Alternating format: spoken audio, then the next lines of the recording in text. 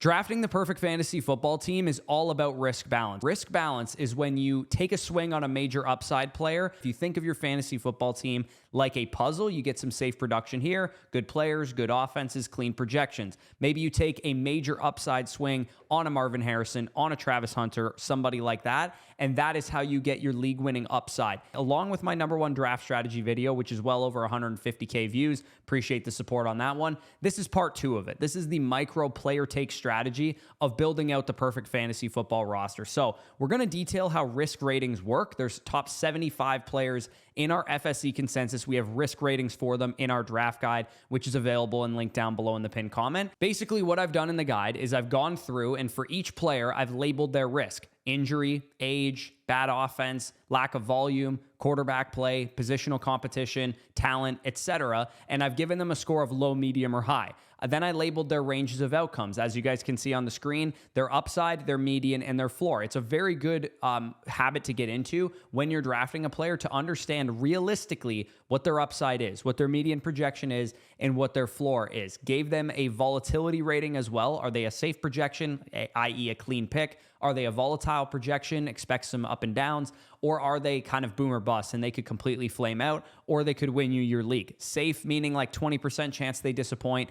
Volatile, about 30-40% chance they disappoint. And boom bust, probably a coin flip or better that they disappoint you. I also wrote rationale for the risk ratings in our draft guide, and ultimately I gave them a designation. And what the designation essentially is smash, priority, target, fade, or avoid. Basically, a smash is that I'm taking them anytime they're on the board. A priority is that I'm drafting them higher than where they go in ADP. A target, meaning I'm kind of not in, not out. They're about exactly where I have them ranked. That's where they go, and I'm okay drafting them. Fade, meaning, hey, they'd have to slip an ADP in order for me to draft them. And avoid means that I'm probably going to let one of my league mates draft them, even if they slide a little bit. This is what this risk ratings thing looks like in our draft guide for the top 4 guys. You see Chase, Bijan, Gibbs, and CeeDee Lamb there. They are clean projections across the board. Yeah, Bijan Robinson has a tiny little bit of offensive and quarterback play risk. Yeah, CeeDee Lamb has a little bit more target competition. Jahmyr Gibbs has a little bit of competition for touches. But generally across the board, these are legendary upside guys. Top 5 running backs, top 5 wide receiver,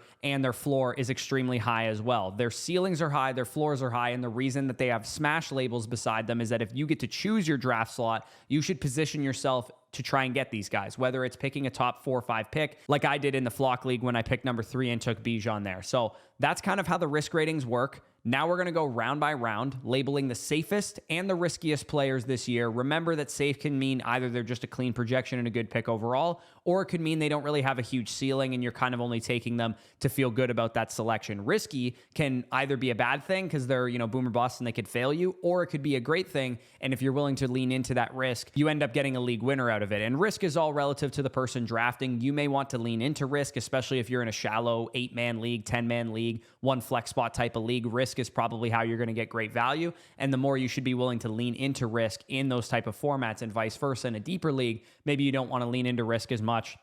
14-man leagues, 16-man leagues, 3 wide receiver, 2+ flexes, the less likely you're going to want to lean into risk in those situations. So let's get into round 1, and I'll show you guys the entire round 1, and then after that, I'll just go from round 2 through 6. I'll just go through and show you kind of the safe guys and the risky guys. The safe guys in round 1, you guys can see they are highlighted there. Jamar Chase, Bijan Robinson, Jahmyr Gibbs, CeeDee Lamb, Justin Jefferson, and Malik Neighbors. To me, those are the safest picks in round 1. Due to a number of factors. Jamar Chase, he's in his prime, minimal injury concern. He has Joe Burrow. He has the pass volume. He has the elite talent. Yes, T. Higgins is there, but it didn't matter last year. So he is as safe as they come, and he is my 101 for that reason. Bijan Robinson, among running backs, to me, he's the safest projection. He's in his prime, minimal tread on the tires. The only concern is Michael Penix, and Michael Penix in his short stint last year looked good, and worst case scenario, they have Kirk Cousins for backup. So he's a very safe projection. Jahmyr Gibbs, elite offense. Yes, David Montgomery is there. Yes, Ben Johnson is gone, but Jahmyr Gibbs has been a top tier,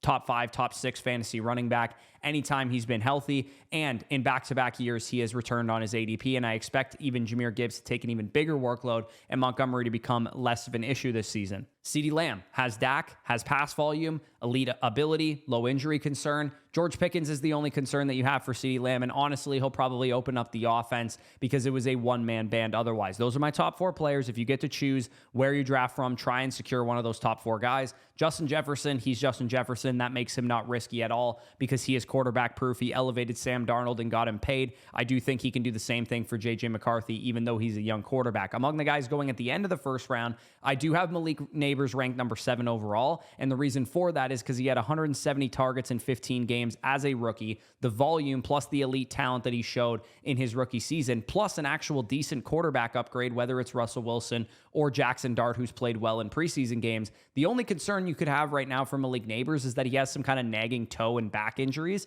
but the Giants are just managing him by all indications, by all reports. So I am very comfortable taking Malik Neighbors in the late first round. And in fact, once the top 6 consensus guys are off the board from JJ and up in my rankings, I am comfortable taking Malik Neighbors over everybody in that territory because I believe in him that much. The riskiest guys in the first round are the guys that are circled, Puka Nacua and Christian McCaffrey. And while I think Puka Nacua could be the guy that you need this year, I think the ceiling is literally 2021 Cooper Kupp. Matthew Stafford's health is concerning. Although it's improving, he has his own injury issues as well, and Devontae Adams is a major target competition piece added, and that can impact his target share. I'm comfortable taking the risk on Puka Nacua because he's shown that he's an elite NFL receiver. He took that step as far as like yards per route run, reception perception. The guy outscored Justin Jefferson last year on an offense that wasn't necessarily exceptional the entire season. Sean McVay will get him in advantageous looks. He can move him around the formation just like he did with 2021 and 2022 Cooper Kupp. Adams is great, but he's not 2019 Devontae Adams, and he's going to command number 1 coverage, number 1 corner, shadow matchups, and that's going to open up attention for Puka Nacua, and I think he can absolutely eat. If Matthew Stafford is right, like I said, he is the wide receiver kingmaker. We've seen what he's done for wide receivers over his career, and I do think that because he hasn't been able to establish a connection with Devontae Adams because he's been banged up, he will lean on the guy that he knows in Puka Nacua. So he's risky, but I'm willing to take the risk. Christian McCaffrey is Christian McCaffrey. Now, he is maybe the best fantasy football running back ever, at least a top 3 fantasy football running back ever. Receiving usage, red zone usage, what's expected to be a pretty good offense, a great offense, a good schedule, a great quarterback. The wide receiver core is banged up right now, so you can expect CMC to probably get like 100, close to 100 targets or 80 plus targets.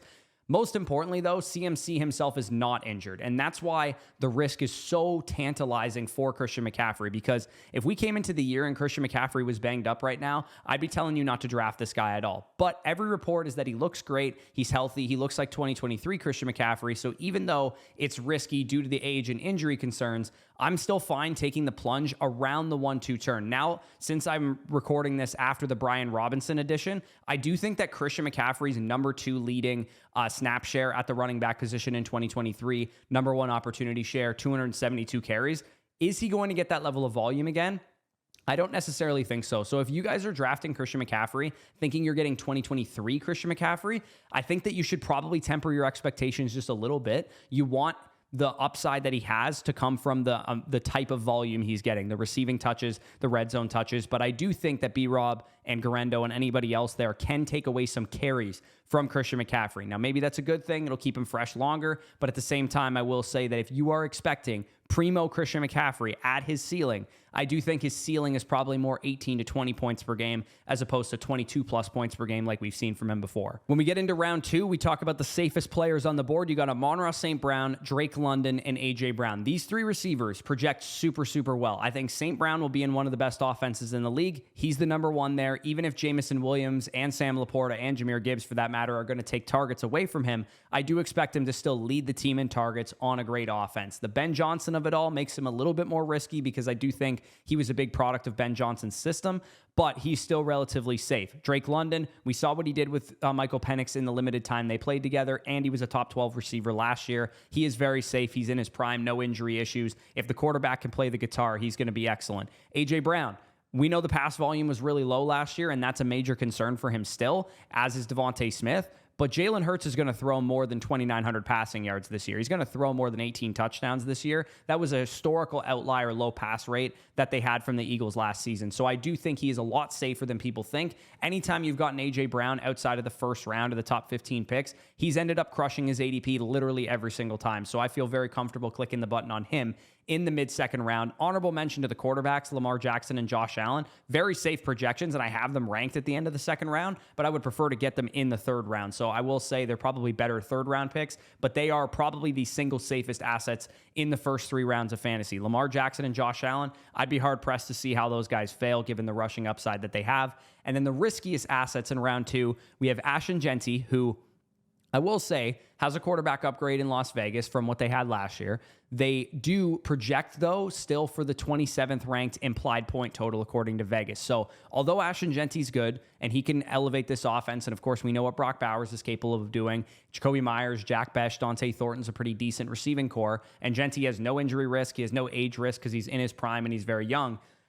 His projection is a little bit shaky because I don't think that any of us expect the Raiders to be a top 10 offense or a top 15 offense. Can they be good? Can they be league average? I think so. But Jeanty's risk mainly becomes what does the offense look like? And also what kind of receiving work is Jeanty going to get? Because if the offense isn't good and he's reliant on touchdowns and he only scores 7 or 8 of them, then he'll probably be more mid RB1 as opposed to high end RB1 like you're hoping he would be if you pick a rookie that high in your fantasy draft. So Jeanty's a little bit on the riskier side, but I do think at the 1-2 turn, he's more than fine. Derrick Henry also, of course, on the riskier side, given that he's 32 years old entering this season, and he's probably not going to average 5.9 yards per carry again, but he's Derrick Henry. He's a future Hall of Famer.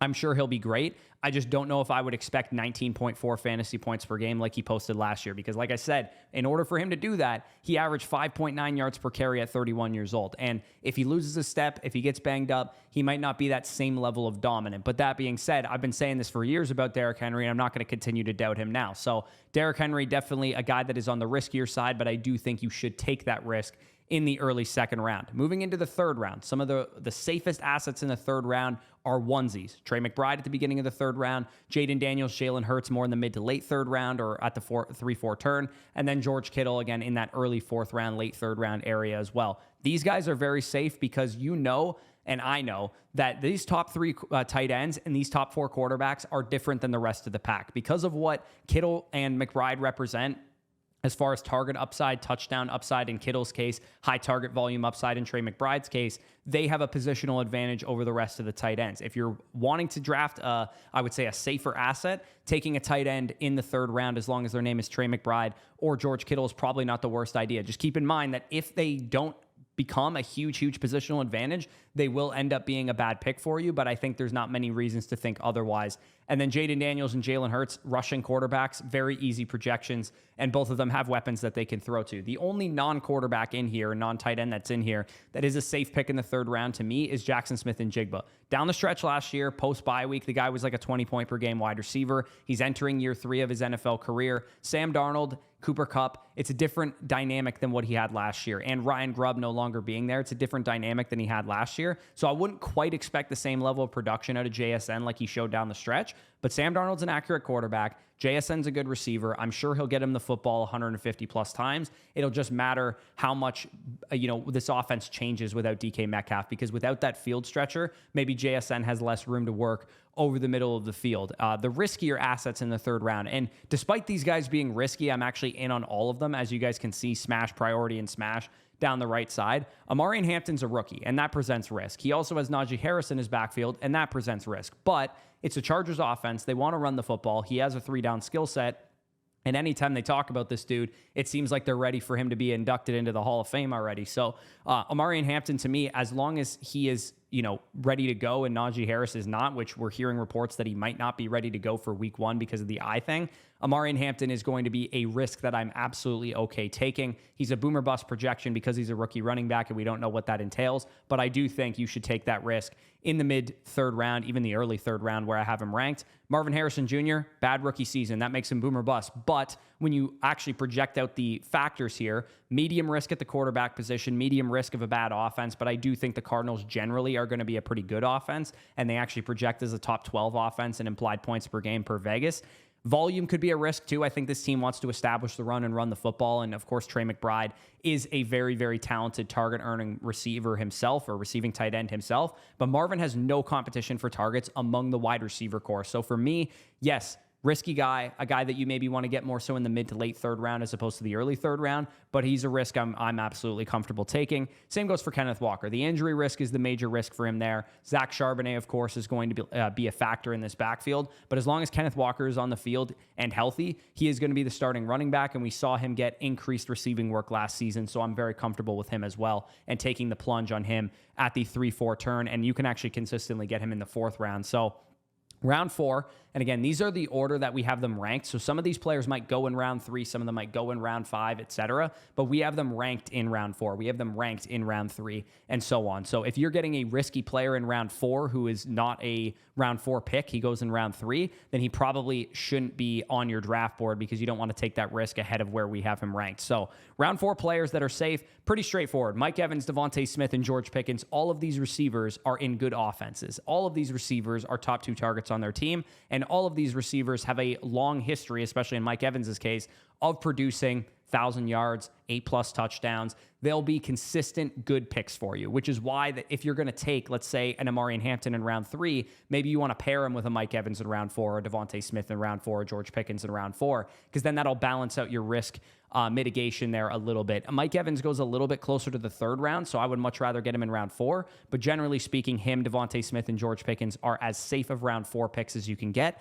In round 4, if you're looking to take a risk, if you're looking to swing on a guy who could win you your league, Breece Hall, Tyreek Hill, and Trevion Henderson. Again, some of these guys go in different areas of the board. Tyreek more of a third-round pick, Breece Hall more of a late third, early fourth-round pick, and then Henderson sometimes even slips into the 5th round. But these guys, if you take them in the 4th round, the risk is probably worth the reward at that point, because Breece Hall, former RB1, yes, it's a bad offense, yes, it's Justin Fields, but he's the number 2 receiving target on the team. And he's been consistently a 4+ target per game running back anytime he's been healthy. So that gives him a nice floor. And RB1s in their prime are generally the types of running backs you want to bet on. So even though there is risk that Braylon Allen and Isaiah Davis could work into the backfield, it's possible that that risk is gone by like week 3, week 4. Because to be honest with you, I just think Breece Hall is a much better running back than those guys. And the receiving touches should help elevate his play nonetheless. And then Tyreek Hill, I mean, we could talk about risk all day with this guy. He's the Christian McCaffrey of wide receivers, because if he hits his ceiling, he could be past Tyreek Hill that we know and love, who's been one of the best fantasy receivers the last decade, but he has risk literally at every spot. We don't know how good the Dolphins are going to be. We don't know if Tua is healthy. We don't know if Tyreek is healthy. We don't know if he's fallen off as a talent. And of course, Jalen Waddle is still there. So there is a lot of risk with Tyreek Hill. If you're willing to do it, I think in round 4 it makes sense, or near the 3-4 turn it makes sense. I would not do it in the early to mid 3rd round unless you're playing on underdog and trying to win Best Ball Mania, because then at that point, I mean, there's 600,000 people in the contest. You can take your risks all you want. Trevion Henderson is risky because he's a rookie running back, and because Ramondre Stevenson has been an RB1 before, and Drake May and the Patriots might take some time to gel. So even though I think Henderson's great, and I do think he's a great option, and he could be a really high upside swing for a lot of people, you might want to be patient with him. If you take him in the 4th round, or if you take him especially in the 5th round, where I think he's the better pick at that point in time, you probably want to, have other running backs that you can maybe start early in the season.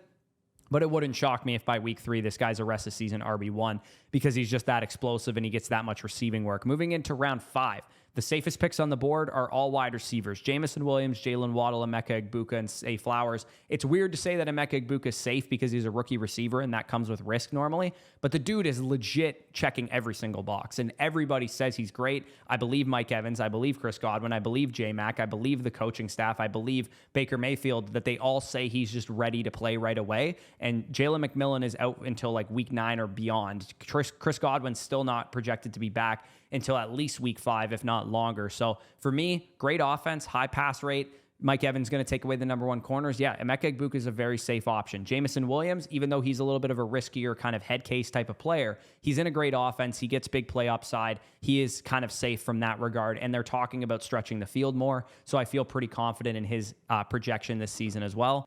Jalen Waddle and Zay Flowers have some risks as well. I mean, Waddle has every risk that Tyreek has, only he's younger and doesn't have as much injury concern, so that actually almost makes him the better selection at cost. And then Zay Flowers, there's a lot of pass volume risk there with Baltimore because they don't throw the ball a ton. And even though he's a great player and I think he could take a step forward, and if you threw Zay Flowers on like the Chiefs or something who throw the ball 600 plus times a season, I think he could be legit a 15 plus point per game guy. It's just we don't know if Baltimore is going to do that. The likely injury helps him. the Mark Andrews kind of aging, maybe he falls off soon, helps him. And that's why I feel like he's a pretty safe projection. But how high is the ceiling there? That's what we'll have to wait and see on Zay Flowers. Risky in the fifth round here, we have Rashee Rice and James Conner. Rashee, I think everybody knows why he's risky. He's coming off a major injury, and he's got a suspension looming with him, but we all know the ceiling. Like you can see there, the upside is legitimately a top 5 wide receiver in fantasy based on what he was producing, or at least a top 12 wide receiver in fantasy based on what he was producing before his injury. And then James Conner, I find quite risky because of the age, the injury concern, the fact that he has as many touches as he does. Kyler Murray's not like a slam dunk quarterback. You have James Conner, when healthy and when he's at his best, is a very talented player, but because he's 30 years old with the touches he has, maybe he falls off as a talent. And of course, you have Trey Benson waiting in the wings, who I had as the top 3 running back and actually the number 1 running back 2024 NFL draft at that position. So James Conner, a little bit boomer bust, but of course he could still have another top 15, top 20 season if he is right. Let's move into the 6th round, and then we'll kind of close this video out here. Some of the safest picks here: Chris Olave, Joe Burrow, Sam Laporta. Joe Burrow and Sam Laporta don't go in the 6th round. That's the problem here, because both of them go in like the 4th, 5th round in most home league sites. But if you can get them in the 6th round, they are very good projections because you know what to expect out of Joe Burrow. He's going to pass the ball probably more than anybody in the league. Sam Laporta, you can expect spike week upside, but he won't be the most consistent, which is why he's not in that top 3 tier at tight end. And then Chris Olave, as much as the quarterback play sucks and the offense is going to suck, he's a highly talented young wide receiver who can command a 30% target share, and that's going to make him a safe, hey, you draft him wide receiver 35, and he finishes wide receiver 25 kind of thing. He's probably not a super high ceiling guy, but I do think he can return on his ADP. And then some of the riskier guys in the 6th round that we have ranked here: RJ Harvey and Stephon Diggs. RJ Harvey is risky because I just don't think he was worth a 2nd round pick in the NFL draft. So the talent is the thing that I'm risky on, but everything else is great. He's in a great offense, has a great quarterback, pass volume and rush volume should be there as a receiver. And then of course the injury and age risk are non-existent because he's a rookie running back, and J.K. Dobbins is there. So we'll have to wait and see what happens. But for the most part, I think RJ Harvey's not that risky of a projection. It's just that, is he good or not? Because he was overdrafted. He shouldn't have went in the 2nd round. So that's where RJ Harvey's risk kind of comes in. And then Stephon Diggs, there's risks all over the place: injury, age, coming off that major ACL tear. The offense, while I expect it to be good and I expect Drake May to be good, is not necessarily a slam dunk.